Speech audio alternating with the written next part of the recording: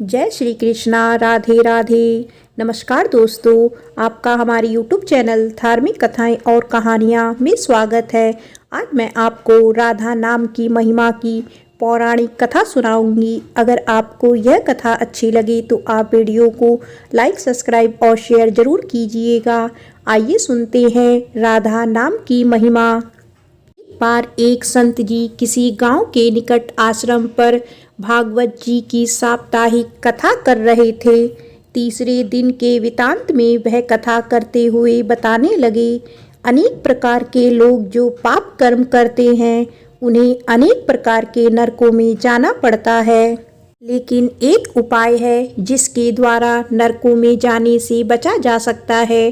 कोई एक बार सच्चे हृदय से राधा नाम पुकार ले तो वह नरकों में नहीं जाता है। एक सेठ जी जो रोज आकर सत्संग सुना करते थे, सत्संग समाप्ति के पश्चात वह संत जी के चरणों में आकर बड़े जोर से रोने लगे।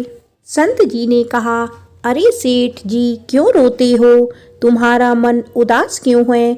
सेठ जी रोते हुए कहने लगे, भगवान, आपकी कृपा से मुझे सब कुछ प्राप्त है, पर मेरे मन को एक बड़ी चिंता सताती है। संत जी कहने लगे, कहिए कौन सी चिंता है? सेठ जी कहने लगे, आज आपने भागवत कथा में नरकों का वर्णन किया और वर्णन करते हुए बताया कि जीवों को अपने पापों से नरकों की प्राप्ति होती है, लेकिन एक उपाय है जिसके द्वारा नरकों में जाने से बचा जा सकता है। तो प्रभु, मैं तो आपके शरण में हूँ, रोज सत्संग सुनने आता हूँ। मेरे मन में तो यह विश्वास है, आप संतों की कृपा से, भागवत की कृपा से मेरा उद्धार तो हो ही जाएगा, लेकिन मेरा एक छोटा भाई है जिसकी उम्र 50 साल है। वह ना सत्संग में जाता है, ना परमात्मा पर विश्वास करता है और ना ही प्रभु का नाम सुमिरन करता है। उसका उद्धार किस प्रकार होगा, मुझे उसकी बड़ी चिंता सताती है। मैं उसे बहुत बार समझाने का प्रयास भी करता हूँ। इस संसार के काम तो होते रहेंगे, तुम भगवान के नाम का स्मरण भी किया करो। तब वह कहता है, ऐसा करने से कुछ नहीं होता, तुम भी मत किया करो। मैं जितना आस्तिक हूँ प्रभु के प्रति, जितनी मेरी आस्था है, वह उतना ही कट्टर और अनिश्चयवादी है। तब संत जी ने कहा, क्यों चिंता करते हो? एक दिन उसका भी उद्धार हो ही जाएगा। सेठ जी रोते हुए कहने लगे, हे भगवान, उसका उद्धार कब होगा? आप जैसे महापुरुषों हमारे गांव में आए हैं, मुझे तो आप पर ही यकीन है, आप ही उसका उद्धार करके जाएंगे। अब आप कैसे भी कृपा कर मेरे घर आइए और एक बार तो उसके मुख से ही श्री राधा नाम का उच्चारण कराइए। तब सेठ जी की विनय सुन संत जी कहने लगे, कल सत्संग समाप्ति के पश्चात मैं आपके घर आऊँगा और उसे परमात्मा का सुमिरन अवश्य कराऊँगा। दूसरा दिन हुआ, सेठ जी अपने घर गए, संत जी के आने का इंतजार करने लगे।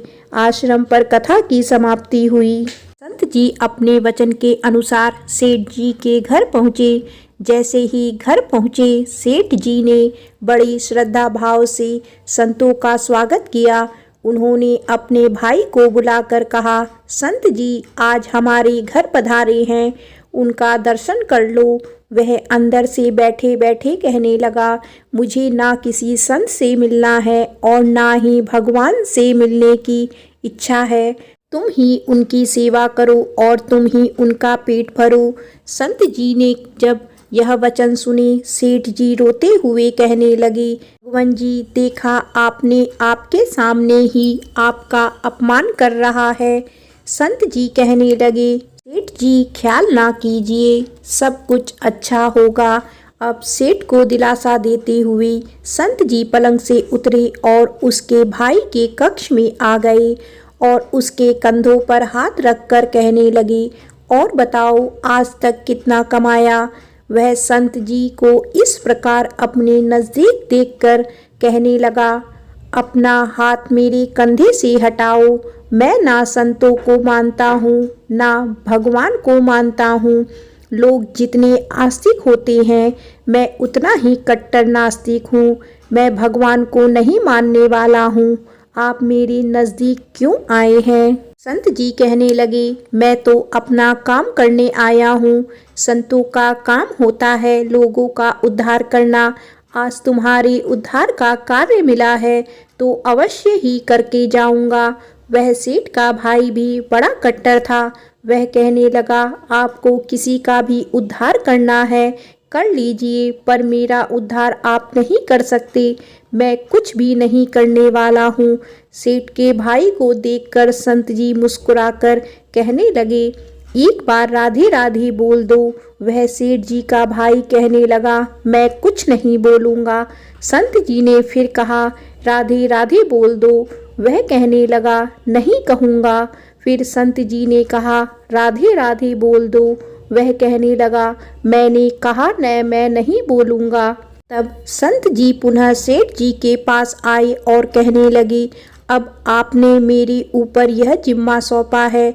अब मैं जैसा कहूँगा आप बीच में नहीं आना। आप सारे परिवार वाले बाहर जाकर बैठ जाओ जब तक मैं आपको बुलाऊं नहीं। एक भी परिवार वाला इस कक्ष में ना आए। अब इस प्रकार सेठ जी अपने परिवार सहित बाहर आकर बैठ गए। अब कक्ष में सिर्फ संत जी और सेठ जी का भाई था। संत जी ने पुनः प्रेम से कहा, अरे भैया एक बार राधे राधे बोल दो। वह कहने लगा, मैंने आपसे मना किया ना, मैं नहीं कहता हूँ। ना भगवान को मानता हूँ ना भगवान की बातें मानता हूँ। मैं कट्टर नास्तिक हूँ। संत जी पुनः उसे प्रेम से हंसते हुए कहने लगे, जितने तुम कट्टर नास्तिक हो मैं उतना ही आस्तिक हूँ। मैंने अगर निश्चय कर लिया है तुम्हारे मुख से राधा नाम सुनकर ही जाऊंगा, और पक्का समझ लेना कि तुम्हारे मुख से राधा का नाम निकलेगा ही। वह कहने लगा, आप कितना भी प्रयास कर लो मैं एक बार भी नाम नहीं लेने वाला हूँ। संत महापुरुष होते तो बड़े दयालु हैं, पर लीला मात्र उन्होंने क्या किया। उस सेठ के भाई का हाथ पकड़कर जोर से घुमाने लगी। अब वह सेठ ठहरा 50 साल का, वृद्ध अवस्था भी थी। संत भी वृद्ध थे, पर संतों के अंदर भक्ति का तेज होता है। उन्होंने जोर से उसके भाई का हाथ घुमाया। हाथ घुमाकर संत जी फिर कहने लगे, कहो राधे राधे। वह कहने लगा, नहीं कहूँगा।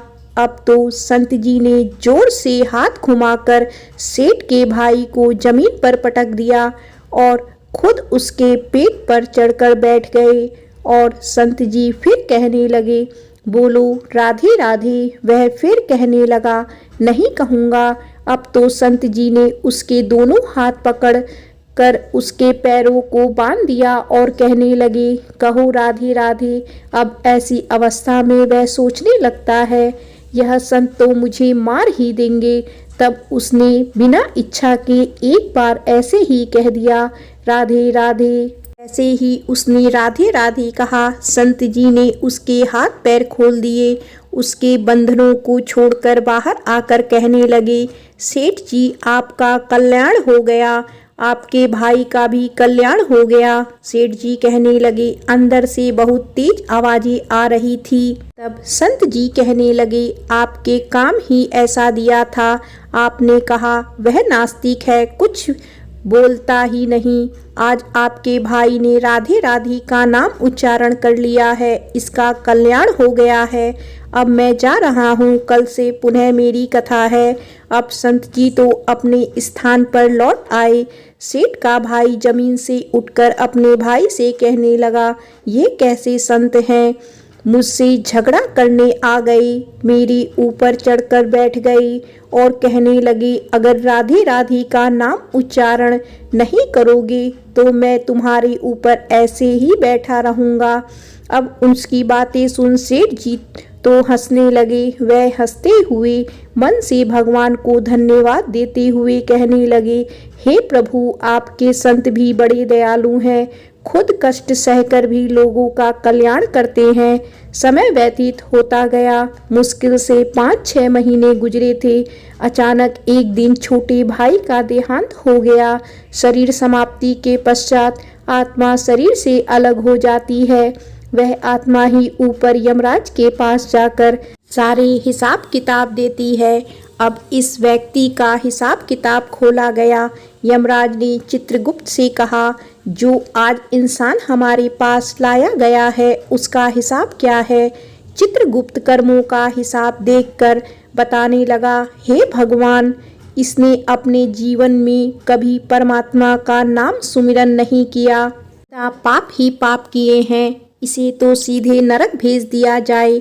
अब यमराज के आदेश अनुसार जैसे ही उसे नरक भेजा जा रहा था, तभी चित्रगुप्त ने कहा, भगवान एक बात और है। यमराज जी ने कहा, कौन सी बात? चित्रगुप्त ने कहा, भगवान एक बार संतों के कहने पर इसने राधा नाम का उच्चारण किया था।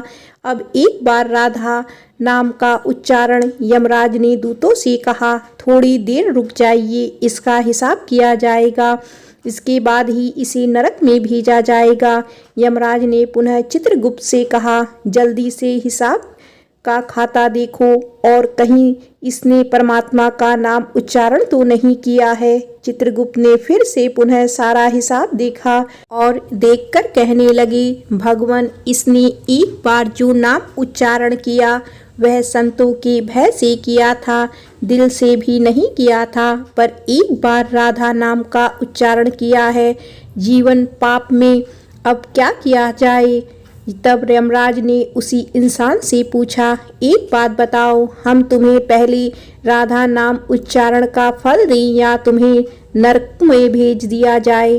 तब वह भक्त हाथ जोड़कर कहने लगा, भगवान, नरक में तो जाना ही है, इससे अच्छा है आप मुझे एक बार राधा नाम उच्चारण का फल दें, तो फिर मुझे जहाँ चाहे भेज दो ना। अभी यमराज जी अपनी पुस्तक खोलकर देखने लगे कि एक बार राधा नाम उच्चारण का फल क्या है। उन्होंने सारी पुस्तकें खोल दी पर उन्हें कहीं फल दिखाई नहीं दिया। तब वह विचार करने लगे, एक बार राधा नाम उच्चारण का फल तो मुझे पता ही नहीं है। तब वह अपनी शंका के निवारण करने के लिए उस भक्त को अपने साथ लेकर स्वर्गलोक में आ गए। स्वर्ग में आकर यमराज ने इंद्रदेव से कहा, हे इंद्र, मुझे बताइए एक बार राधा नाम उच्चारण करने का क्या फल है?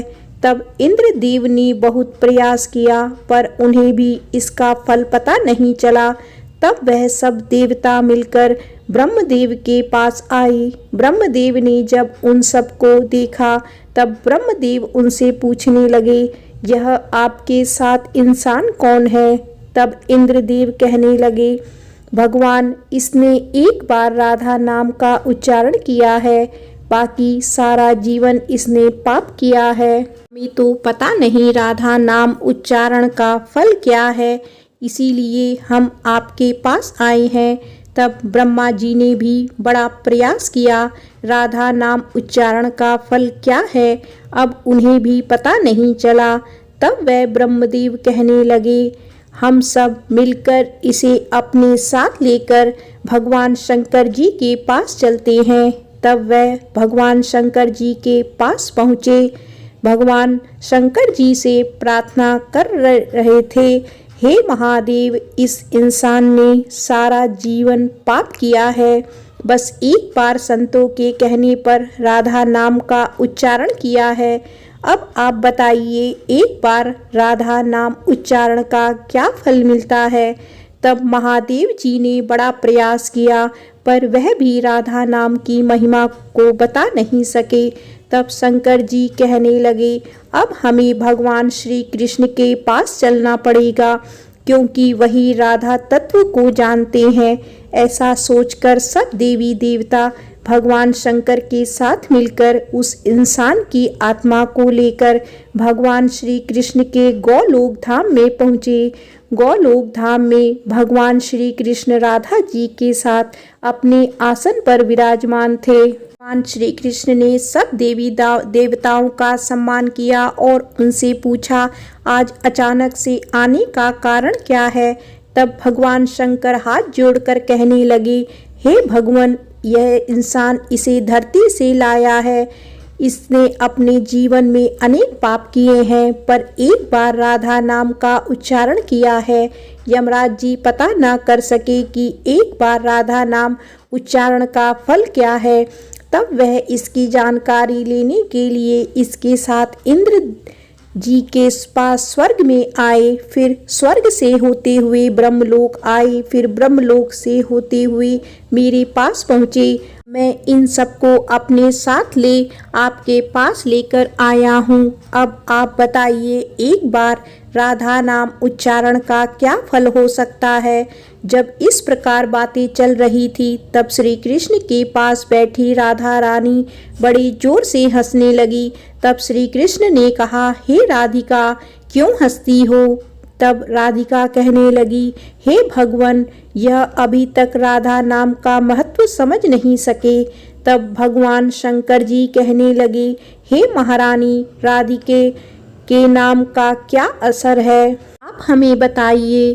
तब राधिका जी कहने लगी, हे महादेव, आप खुद सोचिए, इस व्यक्ति ने एक बार राधा का नाम जपा, वह एक बार राधिका के नाम जपने से स्वर्गलोक की सैर करके आया, ब्रह्मदेव का ब्रह्मलोक में दर्शन करके आया, आपके महादेव लोक में आपका इसने दर्शन किया। आज एक बार उच्चारण के प्रभाव से यह आप सबको साथ लेकर हमारी गोलोक धाम में आया है, मेरी दर्शन और श्री कृष्ण का पूजन कर रहा है। इससे अधिक राधा नाम का और क्या फल हो सकता है। जब राधिका जी ने इस प्रकार एक राधा नाम का पूरा महत्व बताया, तो यमराज कहने लगे, यह तो बड़ा अनंत फल है। जो व्यक्ति नरकों में जाने वाला था, वह एक बार उच्चारण से सब लोगों की यात्रा कर भगवान श्री कृष्ण और राधा रानी के चरणों में उपस्थित हो गया है। इससे अधिक फल और क्या हो सकता है। तभी फिर से यमराज कहने लगे, भगवान, क्या अब इसे नरकों में जाने की आवश्यकता नहीं है। तब श्री कृष्ण कहने लगे, हे धर्मराज, इसने एक बार राधा रानी के चरणों का दर्शन कर लिया हो, वह तो कभी नरक में जा ही नहीं सकता है। वह भक्त जो वहां पर राधा रानी के दर्शन कर रहा था, वह कहने लगा, हे महारानी, मैंने तो संतों के भय से आकर आपका नाम का उच्चारण किया था, पर जो सच्चे हृदय से आपके नाम का उच्चारण करते हैं, उन्हें तो जीवन में कोई भय होगा ही नहीं। वह तो नरकों की यात्रा में कभी निकलेंगे ही नहीं, वह तो सीधा आपके चरणों में ही समा जाएंगे। तो इतना महत्व है एक बार राधा नाम के उच्चारण का। तो सच्चे हृदय से जो एक बार इस प्रकार कह दे, राधे राधे श्याम मिला दे, तो राधा नाम का उच्चारण करते ही परमात्मा का साक्षात दर्शन हो जाता है। प्रेम से बोलो जय श्री कृष्णा, राधे राधे।